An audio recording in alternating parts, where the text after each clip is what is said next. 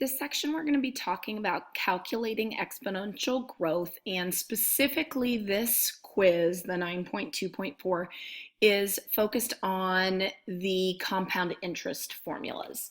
So this is, something that's probably important to know for real life, making sure that you are putting money in accounts that are going to offer you the greatest return. So there are two different formulas for compound interest. This first one here, it's important that you know what each of the pieces stands for. This is the final amount, A of t.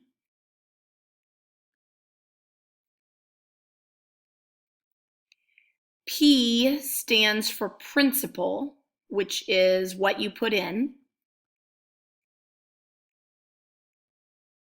So that would be amount of money in. R is the interest rate.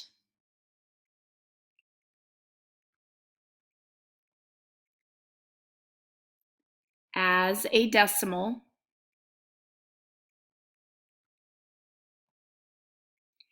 N is the number of times compounded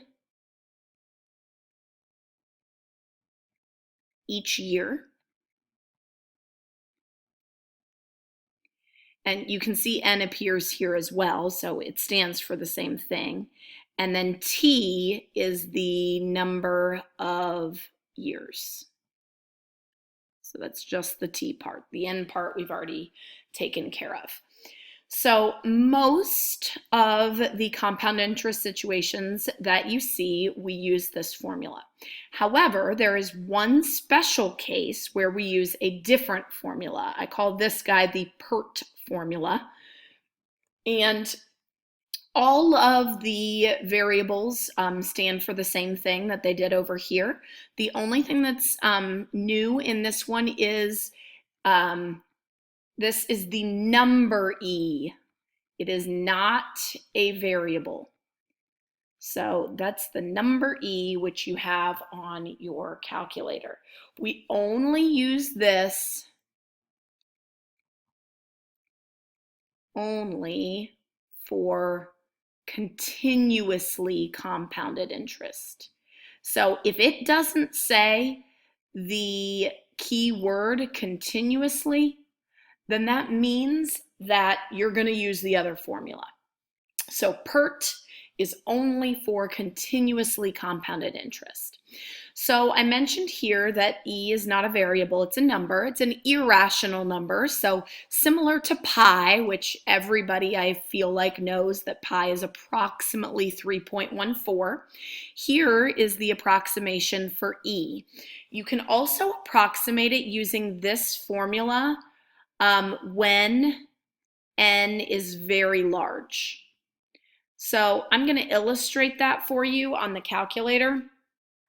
So if I do 1 plus, and then get a fraction here, 1 over, let's say I'm going to make it 100,000 maybe, because that's pretty big.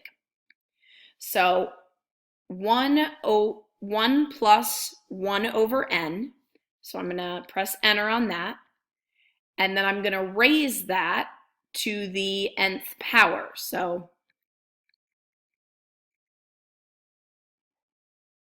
100,000th power. And look at that beauty. You can see here about 2.71826. If we look here, 2.71828. So it was accurate to 4 decimal places at 100,000. If I made it 1,000,000, 10 million, it's going to be even more accurate. So this is just an option for you if you don't have an E button on the calculator. You could use that approximation if you need to. It will also ask you for this on your quiz. So speaking of E, first thing we're going to do here is evaluate E. to the negative fourth to 3 decimal places. So I want to show you on the calculator. The plain E button is right here. So if I were to just press it, you have to press second since it's in a different color, and press enter, it's going to give me that approximation for E. If I want to raise E to a power, of course I could simply type E and then use the caret button and do it that way. So e to the negative fourth here is that, but then there's also an e to the x button right here, which just saves you a button press there where it goes straight to giving you the exponent there, which obviously you're going to get the same answer no matter which way you do it. So this said to round to 3 decimal places, so 1, 2, 3, so 0.018 would be our answer here. All right, so now the remaining questions are all calculating interest. Notice that they all say round to the nearest cent.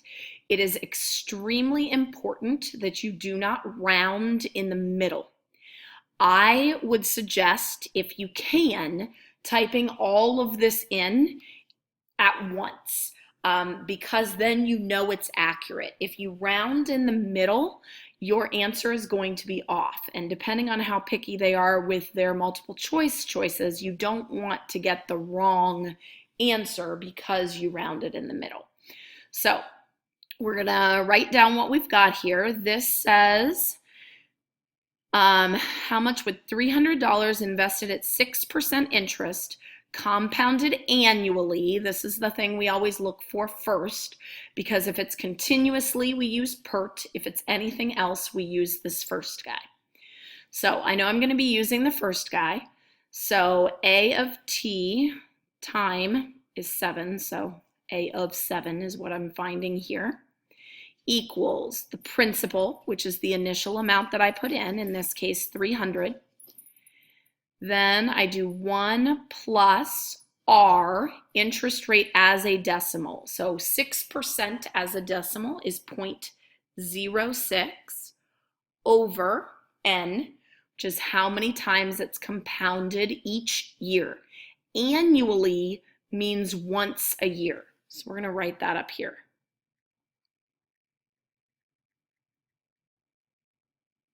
That means that N equals 1. If it were to say, for instance, semi-annually, then that would mean that N equals 2. Quarterly would mean N equals 4. Monthly would mean N equals 12. These are the common ones that you typically see here. So in this case, annually, that means N is 1. So I put 1 down here. And then in the exponent, it's 1 times 7. So now I go and I'm going to type this all in to my calculator. So obviously anything divided by 1 is just itself. And 1 times 7 is 7. So I have 300 times 1 plus 0.06 raised to the 7th power. And it did say round to the nearest cent, so that would be the second decimal place. So since it's 0.089, nearest cent would be 0.09. So 451.09.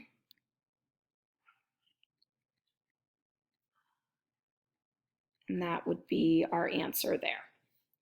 So now let's go to example 3. This time we have $600 invested, 7% interest. It says compounded monthly. So again, that's still the first formula.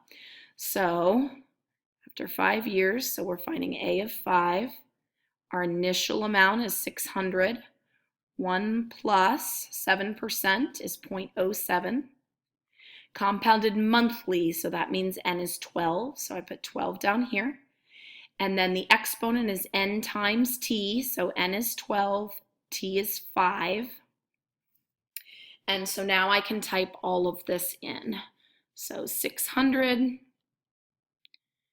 parenthesis 1 plus, and then use my fraction. So I've got 0.07 in the numerator, 12 in the denominator. Then put my exponent on the end, which is 12 times 5. Press enter, and there we've got our answer. Again, we're rounding to the nearest cent, so 0.575 really becomes 0.58, so $850.58.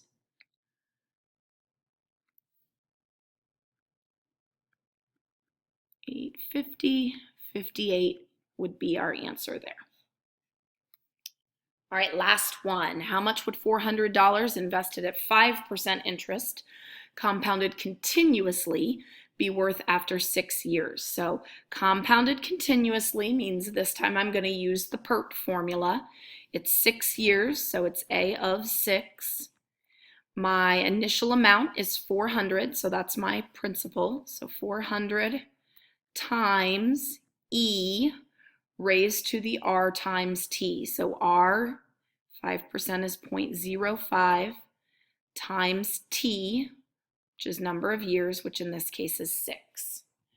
So I've got 400 times, and I'm going to use my e to the x button, e to the, and it's 0.05 times, no, I've already forgotten what it is, 6. There we go.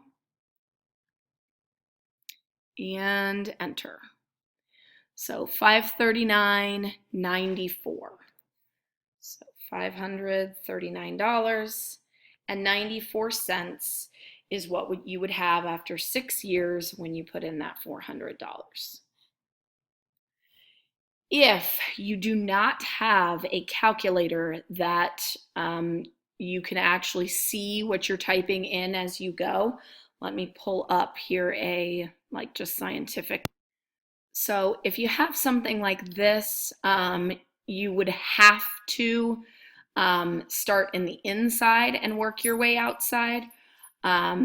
So like for instance, you might, on the one I just did, it does have an E button here. But I would probably do 0.05 times 6 first to figure out what that is. So 0.05 times 6. Now remember, I wouldn't round this any if it had more. I would keep all the decimal places.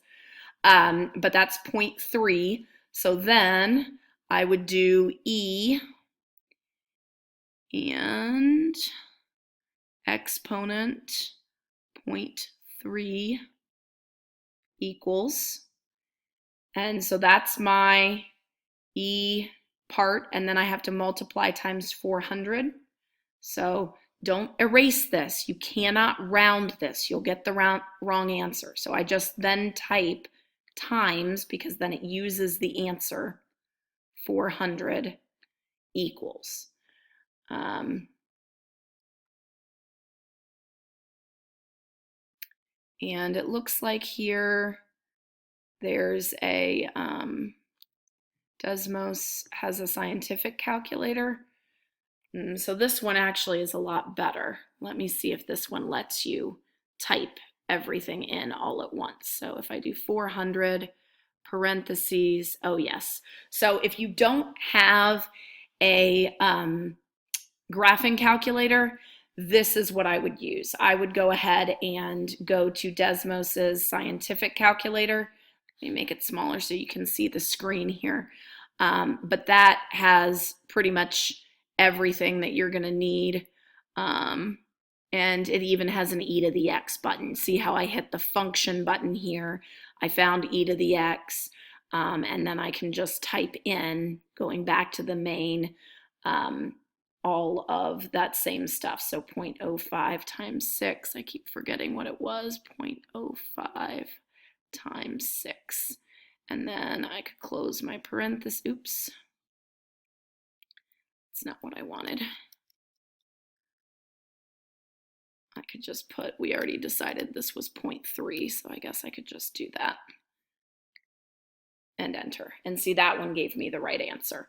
When I tried to do that first Google one, it was spitting out the wrong thing, which is why I looked for this. So Desmos is definitely your go-to. You can use the scientific calculator if you don't have a graphing calculator. And I think that wraps us up.